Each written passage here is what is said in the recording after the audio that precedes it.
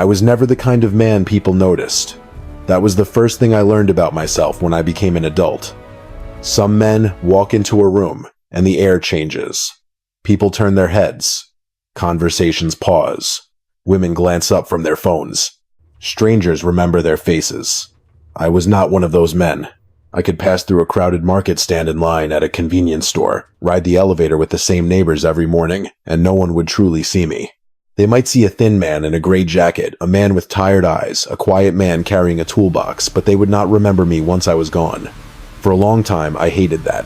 Later, I learned to use it. My name is Adrian Vale, though. That is not the name I use anymore. I am 29 years old, or I was when all of this began. I worked as a security camera technician in the old districts on the edge of the city. I installed cameras in apartment hallways, repaired broken monitors in small shops, replaced cheap door sensors for families who believed that a glowing red light above their door meant they were safe. They were never as safe as they thought. When you work around security systems long enough, you begin to understand a simple truth. Most people do not protect their homes. They protect their peace of mind. They buy cameras so they can sleep. They install smart locks because the salesman says the word smart with confidence. They put small warning stickers on their windows and believe the world will respect them. But every system has blind spots. Every hallway has a dead corner. Every family has a routine. At first, I only noticed these things because it was my job. If a camera could not see the stairwell properly, I adjusted it. If a shop owner wanted to know whether the back door was covered, I checked the angle. If an old woman asked whether anyone could still sneak through the side gate, I showed her the screen and told her no. Sometimes, I lied. I did not start as a monster. That is what I tell myself even now. I did not wake up one morning and decide to become the kind of person people whisper about. It happened slowly, the way mold grows inside a wall. Quietly. Patiently. By the time you see the black stain on the surface, the inside is already rotted. The first house I entered belonged to a couple in my neighborhood. I knew their schedule because I had repaired their front door camera 2 weeks earlier. The husband left at 7:20 every morning, wearing a blue shirt and carrying a black lunch bag. The wife left at 8:05, always locking the door twice. They had no children, no dog, and no relatives nearby. The workers renovating their kitchen took lunch at noon and usually stayed away for at least 40 minutes. One Tuesday, I walked past their house just as the workers drove away. The front door was not fully closed. That was all. No dramatic temptation, no voice in my head, no sudden madness. Just a door, resting against its frame, not latched as if the house itself had forgotten to protect its own body. I stood on the sidewalk for almost a full minute. Cars moved behind me. A delivery scooter rattled past. Somewhere above an old air conditioner coughed water onto the pavement. Then I pushed the door open and stepped inside. I did not steal anything. That matters to me, though. I know it should not. I did not take money, jewelry, electronics, or anything valuable. I only walked around. I looked at the shoes by the entrance, the framed wedding photo on the cabinet, the half-finished cup of tea on the table. I opened the refrigerator and saw 2 eggs, a jar of pickled vegetables, and a small bowl covered with plastic wrap. I stood in their bedroom doorway and breathed in the smell of detergent and old wood. I was inside a life that did not belong to me. That feeling was unlike anything I had ever known. It was not happiness. It was sharper than that. It was not excitement either. It felt like standing behind a curtain while the whole world performed for me, unaware that I was watching from the dark. I stayed for 7 minutes. When I left, my hands were shaking. That should have been the end of it. Instead, it became the beginning. For the next month, I entered 3 more homes, then 6. Then I stopped counting. I learned which locks were cheap, which windows never closed properly, which families hid spare keys under flower pots, under fake stones above door frames inside mailboxes. People think they are clever when they hide a key in the same places everyone else hides one. I never took anything. At least, not at first. I only wanted to stand inside their rooms and feel that strange rush. I liked seeing how people lived when they thought no one was looking. Some homes were neat in public spaces, but filthy in bedrooms. Some had family portraits in the living room, but separate beds upstairs. Some had expensive security cameras and unlocked balcony doors. The more I saw, the more I wanted. Soon, simply entering was not enough. I wanted to leave proof that I had been there, but not proof anyone could understand immediately. I began with small things. a coin placed in the center of a kitchen table, a folded towel on a sofa, a single yellow flower in a glass of water. I called it a signature. A normal person would call it a threat. The yellow flower became my favorite. I bought them from a street vendor near the metro station. Cheap little flowers with thin stems and bright petals. I never knew their name. I liked that they looked harmless, friendly even, something a child might pick from a roadside field. The first time I left one in a stranger's home, I imagined the family returning at night. The wife would see it first. She would stop in the doorway. The husband would ask what was wrong. She would point to the flower. They would argue about whether it had been there before. They would check the locks. They would look under the bed. They would tell themselves it was nothing. But they would not sleep well. That thought pleased me more than it should have. I became careful. I wore gloves. I covered my shoes. I avoided cameras because I knew where cameras failed. I never entered the same house twice within a week. I watched people for days before choosing them. I learned their work hours, their habits, their weaknesses. It disgusts me to write this now. At the time, it made me feel alive. Then I met Eleanor Graves. She was not supposed to matter. She lived on the 7th floor of an old apartment building on Blackthorn Street, a gray building with damp walls and stairwells that smelled of rainwater cigarettes and boiled cabbage. I was called there to repair a camera above the main entrance. The landlord complained that the image kept freezing at night. I arrived at 5:30 inches the evening.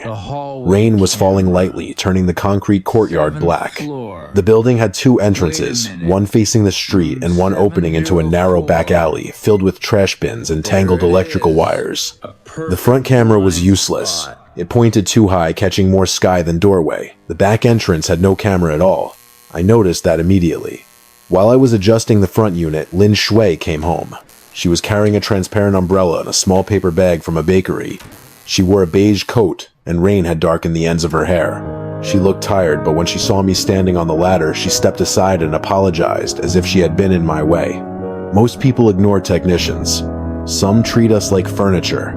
She looked at me and said, "Be careful. The ladder is shaking." That was all. One sentence. I thought about it for the rest of the night. Her apartment was 704. I knew because I saw her press the elevator button, then heard the old machinery groan upward and stop on the 7th floor. Later, when the landlord opened the camera room for me, I saw the tenant list taped to the wall. Lin Shui room 704. I told myself I was only curious. Curiosity was always my excuse. For 3 nights, I watched the building from across the street. She left every morning at 8:10 and returned between 8:30 and 9:15 at night. She lived alone. No boyfriend visited. No parents came. Sometimes she carried groceries. Sometimes she carried nothing. Every night before entering the building, she looked once over her shoulder. That small gesture should have stopped me. It did not. On the 4th night, I entered her apartment. It was easier than it should have been. The lock was old. The hallway camera on the 7th floor was angled toward the elevator, leaving the far end of the corridor almost completely blind. Her door was near that blind spot. Inside, her home was small and warm.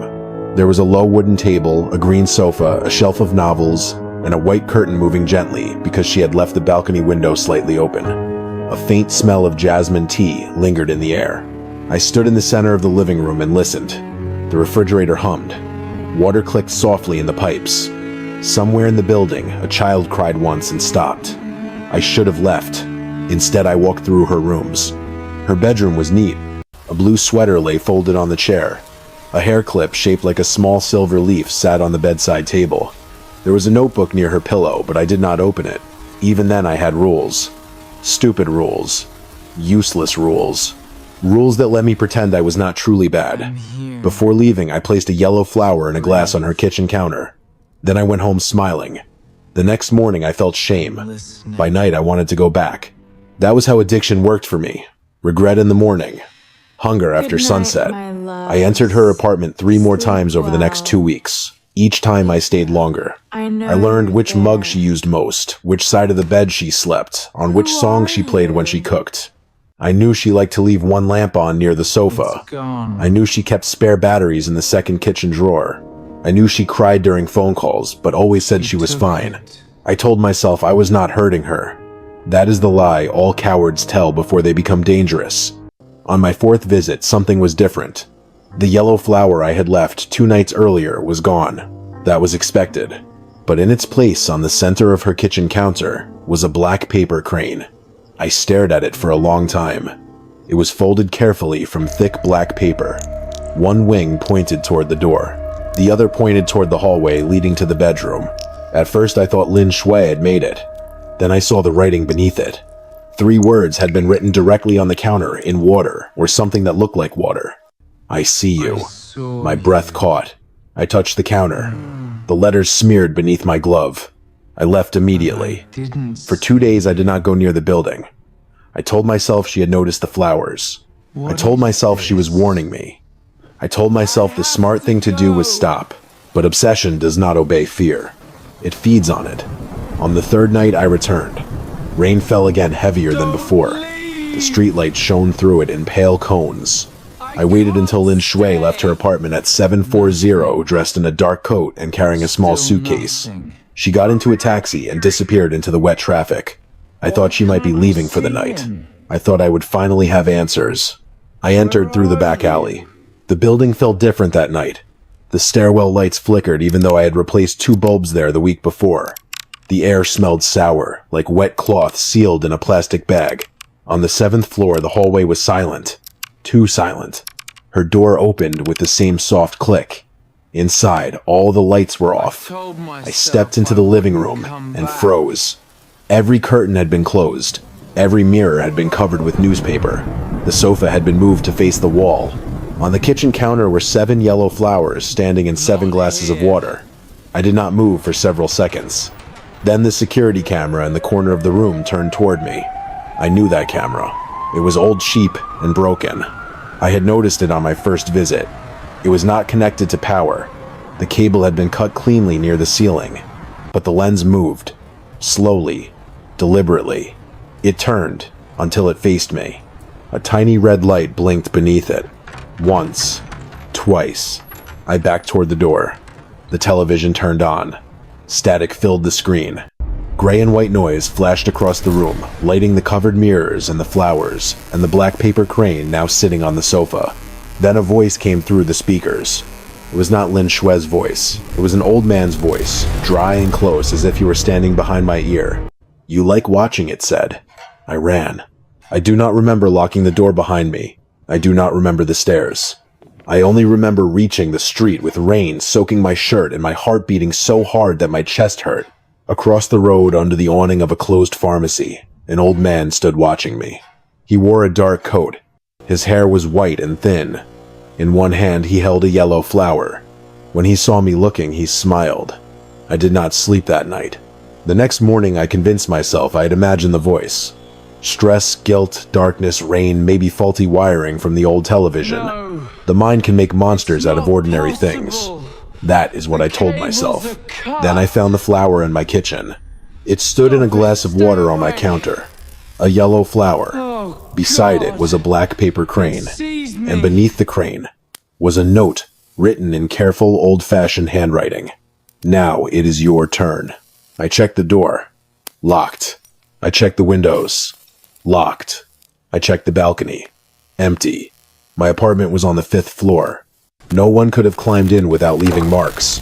No one had a key except me and the landlord was a lazy man who would not climb 5 flights of stairs unless the building was on fire. I should have called the police. I could not. What would I say?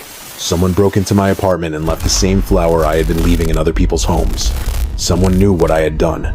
Someone had followed me because I had been stalking a woman, so I did what guilty people do. I stayed silent. That silence became a cage. The next few days were the worst of my life. At first the signs were small. My shoes moved from the doorway to the bedroom. A kitchen drawer I always kept closed was open. The bathroom mirror fogged while I was at work, and when I came home, words had been drawn in the drying mist. "I see you." Then came the sounds. At 3:14 every morning, someone knocked on my front door. 3 knocks. Pause. 3 knocks. Pause. 1 knock. When I looked through the peephole, the hallway was empty. On the 4th night, I placed a chair against the door and sat facing it with a kitchen knife in my hand. At 314, the knocking came again. This time, it came from inside my bedroom. I searched every corner, under the bed, inside the closet, behind the curtains. No one was there. The next morning, I bought 2 cameras and installed them in my apartment. One faced the front door, one faced the living room. I connected them to my phone and watched the feed all day while pretending to work. Nothing happened. That night, I slept with the lights on. At 2:14 a.m., my phone vibrated. Motion detected. I opened the camera app. An old man stood in my living room. He was facing the camera. The same man from outside the pharmacy. His hands hung at his sides. His shoulders were slightly bent. His face was pale and deeply lined, but the image blurred whenever I tried to zoom in. He did not move. He did not blink. I lay in bed staring at the screen, unable to breathe. For 3 hours he stood there. At 5:16, he leaned closer to the camera. The screen filled with static. Then a message appeared on my phone. Open the door. I screamed and threw the phone across the room. When dawn came, I searched the apartment again. No old man. No footprints. No open windows. The front door was still locked, with the chair pressed against it. But on the living room floor, directly beneath the camera, lay a yellow flower. I did not go to work. I did not answer calls. I sat on the floor until noon, shaking like a sick animal. That evening, my landlord knocked. I almost cried when I heard a real human voice. He said the neighbors had complained about noises from my apartment at night. Heavy footsteps, furniture dragging, someone laughing. I told him I lived alone. He looked past me into the apartment and frowned. Then why are there so many cameras? He asked. I turned around. For a moment, I did not understand what I was seeing. There were cameras everywhere. Not just the 2 I had installed. Tiny black lenses were fixed in the corners of the ceiling above the kitchen cabinet, beside the air conditioner, inside the bookshelf, even above my bedroom door. Dozens of them. Some were old, some were new. Some looked like no camera I had ever seen. Small dark circles sunk into the walls like insects' eyes. My landlord cursed and stepped back. What kind of trouble are you in? He asked. I had no answer. I packed a bag that night and left for my parents' house. I told them there was a plumbing problem in my apartment. My mother fussed over me. My father barely looked away from the television. Their normalness made me feel both safe and ashamed. For 5 days, nothing happened. No knocks, no flowers, no old man. I began to believe that distance had saved me. On the 6th morning, my mother found a black paper crane on the dining table. She thought it was mine. I threw it into the trash before she could ask questions. That night, while my parents slept, I heard whispering from the hallway. Not loud, not clear. Just soft voices moving slowly past my childhood bedroom door. I held my breath and listened. One voice was old, one voice was a woman's, and one voice sounded like me. The next morning, I returned to my apartment. I do not know why. Maybe fear had exhausted me. Maybe I needed to prove that someone was doing this, that it was human, that it could be stopped. I brought a wrench, a flashlight, and the courage of a man who had none left. The door to my apartment was open. Not unlocked. Open. Inside, the air was cold. Every camera was gone. The walls were clean, the ceiling corners empty. My 2 cameras lay smashed on the floor.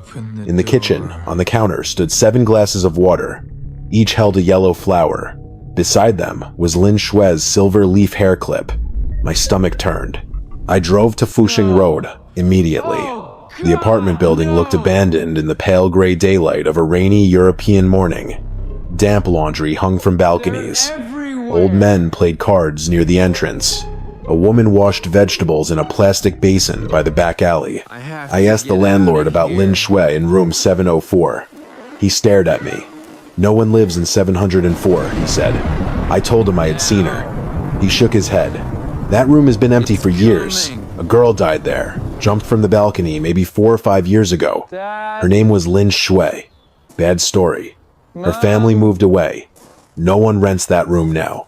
People say the place is unlucky. The courtyard seemed to tilt beneath my feet. I pushed past him and ran upstairs. The 7th floor hallway smelled of dust and damp concrete. Room 704 had a rusted lock and a paper seal from the property office stuck across the doorframe. The seal was old, yellowed, unbroken. No one had opened that door in years. I stood there, unable to think. Then the elevator behind me dinged. The doors opened. The old man stepped out. He held a yellow flower in his right hand. I backed away until my shoulders hit the sealed door of room 704. "Who are you?" I whispered. He looked at me with eyes so dark they seemed wet. "Someone who watches," he said. "What do you want from me?" The old man smiled. "You entered homes because you wanted to feel powerful. You watched people because you thought they could not see you. You left flowers so they would know fear after you were gone." My mouth went dry. "Are you her father?" His smile faded. "She was watched too," he said. "Before she died, a man followed her, entered her home, moved her things, left signs. She told people, but no one believed her. They said she was nervous, sensitive, imagining things. Then one night she saw him inside her room. After that, she never felt alone again. The hallway light flickered.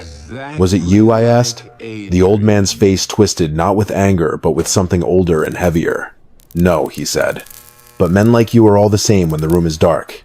The elevator doors began closing behind him, though he had not moved. "You like watching," he said. "Now you will understand what it means to be seen." The hallway went black. I ran. I left the city that week. I changed my phone number. I quit my job. I cut my hair. Changed my name and found work in a warehouse 2 provinces away. For almost a year I lived quietly.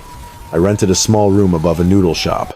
I spoke to no one, unless necessary. I never entered another person's home. I never left flowers. I never looked through windows. But being good because you are afraid is not the same as being good. I know that now. Fear is not redemption. It is only a leash. For a while the leash held. Then one winter evening after a 12-hour shift, I returned to my rented room and found my door open.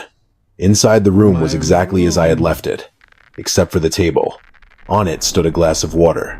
Inside the glass was a yellow flower. Beside it sat a black paper crane.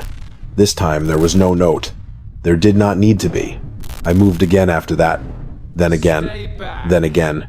Cities changed. Rooms changed. Jobs changed. But every few months I found a flower.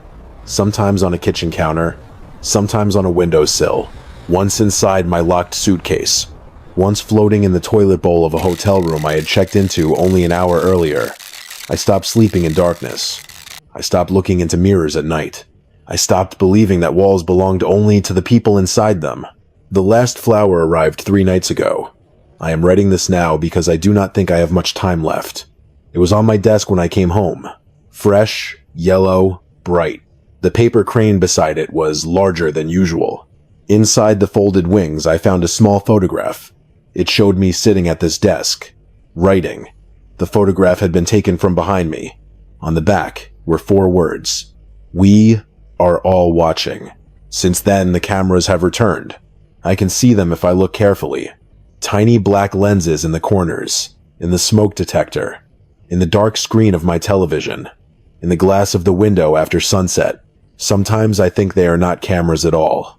Sometimes I think they are eyes. At 3:14 every morning someone knocks. 3 knocks. Pause. 3 knocks. Pause. 1 knock. Last night the knocking came from under my bed. Tonight I will not sleep. I have placed every yellow flower I ever found in a circle around my room.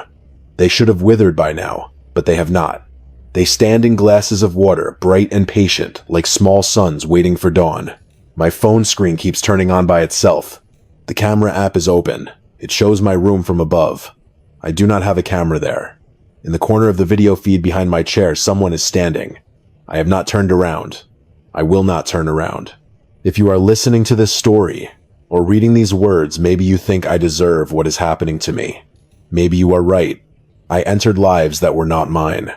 I turned fear into entertainment. I treated other people's homes like stages, and their privacy like a locked door I was clever enough to open. I used to believe the worst thing in the world was being invisible. I was wrong. The worst thing is being seen by something that never blinks. There is someone behind me now. I can hear breathing. It is old. It is close. And it smells like rain dust and yellow flowers.